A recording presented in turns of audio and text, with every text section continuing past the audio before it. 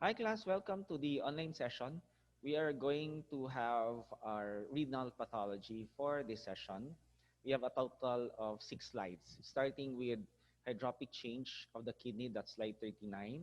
We have slide 72, that's acute glomerulonephritis. Slide 223, that's Goodpasture syndrome with crescent. Slide 154, that is membranous glomerulonephritis. Slide 221, acute pyelonephritis, and slide 156, that's chronic pyelonephritis. Uh, I have a new camera today, and I hope this would show a better uh, better clarity with regards to the microscopic sections. Okay, so let's start. Okay. So before we go with the pathology of our first slide, which is hydropic change of the kidney, let us try to identify first the 4 basic compartments found in the renal tissue.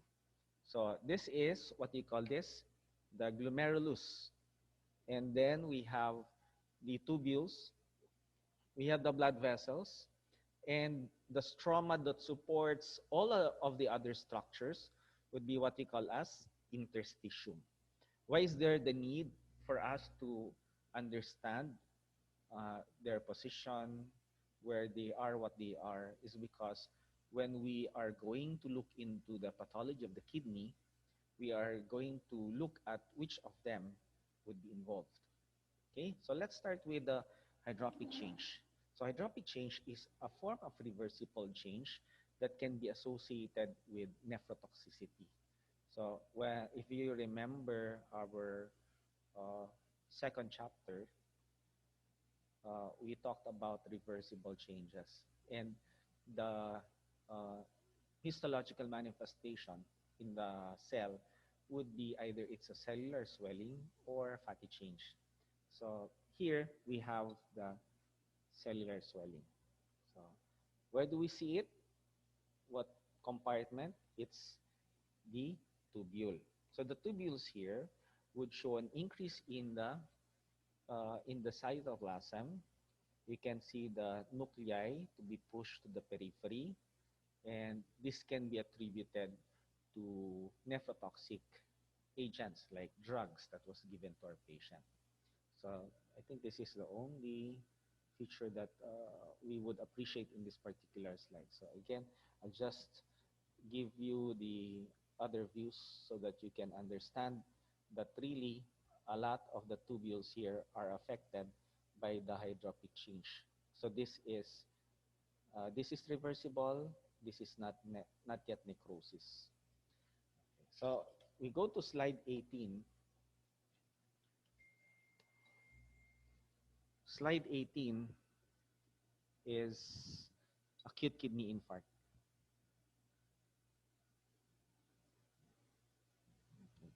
So acute kidney infarct would be identified when there is a vessel wall obstruction.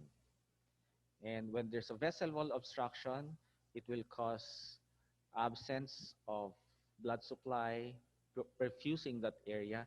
It will lead to infarction. So slide 18 is acute infarct of the kidney. So what happens in acute infarct of the kidney is that there will become uh, there will become uh, necrotic tissues, okay, like this one. So the tissues will become necrotic. What are the features that would tell us that this would be necrotic? You still would see the compartments. What are they? Glomerulus, tubules, interstitium. But now, what would be the main type of necrosis that would be identified with diminution of the blood supply? In the kidney, it is coagulative necrosis. And because of the principle of coagulative necrosis, we would see absence of the nucleus, and that is because of protein denaturation. So notice that the, the tubules here do not possess the nuclei. In some of the tubules like this one, you would still see the presence of the nuclei, although it means that they're going to undergo karyolysis. And then we have this glomerulus, which would show the ghost outlines of the capillaries. You still would see some of the nuclei. Here you would see eosinophilia of the tubules, which is one of the features of dead cells. Okay.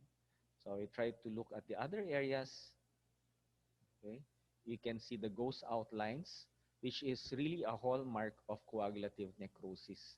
So you see the ghost outlines of the glomerulus, okay, but you would see necrosis of the cells. Okay, you only see the outlines, but not the nucleus. So this is slide 18, acute infarct of the kidney. With regards to compartments, it will involve all of the four compartments. Next is slide 72. This is acute glomerulonephritis. Okay. So let's try to look for an involved. Okay. So for acute glomerulonephritis, this would appear 1 to 4 weeks after a streptococcal infection. That's a group B streptococcus or a beta hemolytic streptococcus or a streptococcus pyogenes. So what type of hypersensitivity reaction would be acute glomerulonephritis? Because there's a presence of an immune complex, then it is type 3. Okay. And this is a form of nephritis. It's a nephritic syndrome. Along with crescentic glomerulonephritis, it can develop a type 2 crescentic type of glomerulonephritis. Patients would manifest with hematuria, with malaise, with fever, and periorbital edema because this is a renal lesion. So histologically, what we would see here would be the presence of enlarged, okay, we see the presence of enlarged glomeruli. There would be mesangiocapillary proliferation. So in this particular area, the mesangial cells would be more than 2 to 3 per area. And you can see the presence of segmenters. Okay, so these are the segmenters. Here you would see segmenters. So neutrophils would be quite a feature of this particular lesion. If you're going to use fluorescence microscopy, we are going to have granular IgG and C3 on the glomerular basement membrane. So where's the glomerular basement membrane? So it would be in the side, okay, and on the portion, okay, glomerular basement membrane. So you have IgG and C3 located in the glomerular basement membrane. If you're going to use the electron microscopy, you would see the presence of subepithelial humps on the area underneath the epithelial cells. So again, you would see the presence of IgG and C3 on the glomerular basement membrane. And this is acute glomerulonephritis. And one more thing is the streptococcal infection here would be coming from the pharynx as an upper respiratory tract infection or coming from the skin as impetigo. Okay. So next is slide 2 to 3. This is Goodpasture syndrome. And Goodpasture syndrome would affect two systems. We have the kidney and the lungs. Okay, so Goodpasture syndrome is associated with a crescentic glomerulonephritis that is type 1 because there are different etiologic factors for crescentic glomerulonephritis. Type 1 would be associated with Goodpasture. Type 2 is an Type 2, we have example is the streptococcal infection. That's the post-infectious glomerulonephritis. And the type 3 would be the post-immune, wherein our diagnostic criteria there would be the presence of neutrophilic cytoplasmic antibody. Okay, so Goodpasture syndrome with crescents would be a type 2 hypersensitivity reaction because you would see anti-glomerular basement membrane antibodies, specifically the anti-GBM COL4A3. Again, anti-GBM COL4A3. Um, let's look at the glomerulus. Okay. So for the glomerulus, there would be the presence of a crescent, this one. So this is the crescent that we identify with Goodpasture syndrome. This would be composed of proliferating parietal epithelial cells. Okay? And this can completely obliterate the Bowman's space. So for fluorescence microscopy, there would be the presence of linear immunoglobulin G and C3. Okay. So our next slide is slide 154. This is membranous glomerulonephritis. Membranous glomerulonephritis would be identified with the presence of subepithelial deposits. And 75% of cases would be primary and would be linked with HLA alleles with antibodies against a renal autoantigen. So that is 75% of cases would be primary. It would also be caused by SLE, or systemic lupus erythematosus. It can be caused by infections like hepatitis B or C. It can be caused by drugs and in some cases malignant tumors. Okay. So what would be the manifestation when we are going to look at the glomerulus? Okay. So there would be thickening of the capillary wall. Again, this would be the glomerulus. You have the tufts of capillaries. The mesangial cells are normal in number. That's around 2 to 3 per lobule or per capillary loop. But what you can notice would be the thickening of the capillary wall. It's colored, okay, it's colored pink. It's very thick, and that means that there's a presence of deposits. The deposits here are subepithelial. There are 3 types of deposits. It can be mesangial, which is located at the matrix. It can be subendothelial, which would be located underneath the endothelial cell. This is an endothelial cell. And the last one would be subepithelial. So what are the differentiating factors between a subepithelial and subendothelial? Because both of them would be found within the capillary area. When you see the presence of a patent capillary lumen, that would signify that it is pushing, the deposit is pushing outward, and it is a subepithelial deposit. On the other hand, if the deposit is underneath the capillary, or the endothelium, it pushes the endothelium towards the capillary, thus obliterating the capillary lumen. So in this case, you would still be able to appreciate the capillary lumen. Okay, so this is a subepithelial deposit. If we're going to use silver methenamine stain, you would identify the presence of spikes.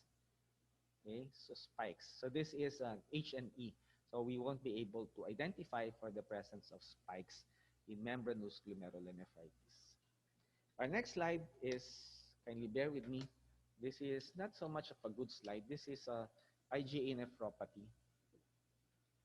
With regards to IgA nephropathy, it is the most common type of glomerulonephritis worldwide.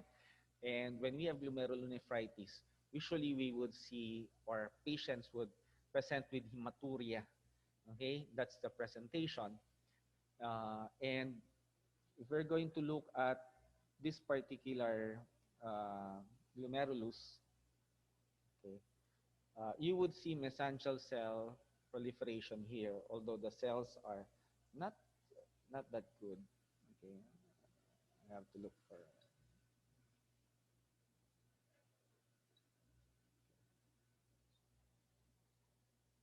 there. Okay, so you can see here mesangial cell proliferation, which would be one of the main factor for, or one of the main histologic feature for an IgA nephropathy. So when we are going to use fluorescence microscopy, this area would show IgA deposits within the mesangial area along with C3. And sometimes you would have focal IgM and IgG. But take note that the intensity of the IgA would be greater than that of IgG and IgM. Okay, our next slide is acute pyelonephritis. Okay. So in a scanning view, you would already see that the tissue is very, what you call that, dirty. When you have a lot of inflammatory cells in the area, this is a form of suppurative inflammation. It can be bacterial, it can be viral, wherein you would see a lot of inflammatory cells, okay, in the interstitium within the tubule, that's intratubular. Those are all neutrophils, and we try to look for a glomerulus. Okay, let's look at this one. Okay. This one is a large tubule and containing a lot of inflammatory cells. Okay. Let's try to look for a glomerulus. So in the book, it says that the glomerulus would be spared. Let us, let us try to see if the glomerulus would be spared in this case. Okay, so the glomerulus doesn't have the inflammation that we would see at the sides. So there is sparing, characteristic sparing of the glomerulus in acute pyelonephritis. So what are the complications of acute pyelonephritis? We have papillary necrosis, which can be seen in diabetic individuals with sickle cell disease and with urinary tract obstruction. Pyonephrosis, which would mean that there's pus draining already from the kidney, and this is a sign of complete obstruction. And then last complication would be perinephric abscess, wherein it can extend to the perinephric tissue. Our last slide for this session would be chronic pyelonephritis.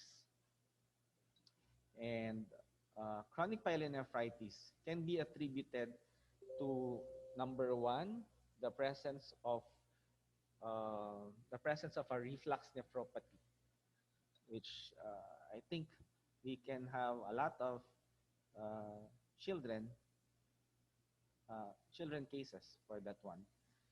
And then we have uh, constant or persistent inflammation and scarring due to acute nephritis or pyelonephritis.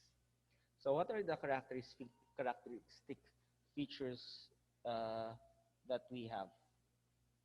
Okay, so number one, we have the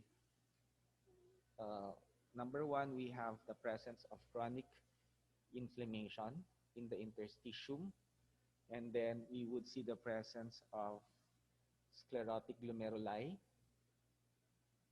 There's the presence of hyaline arteriolosclerosis and the presence of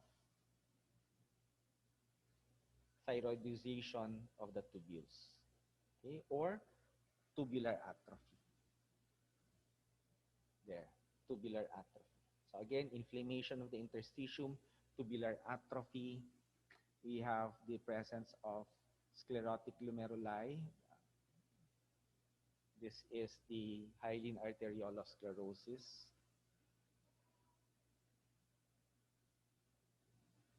Just, we have a lot of tubular atrophy there. Okay, so those are the slides that we have. So kindly, okay, review this discussion and kindly look at the discussions in the book. Okay, so thank you and good day.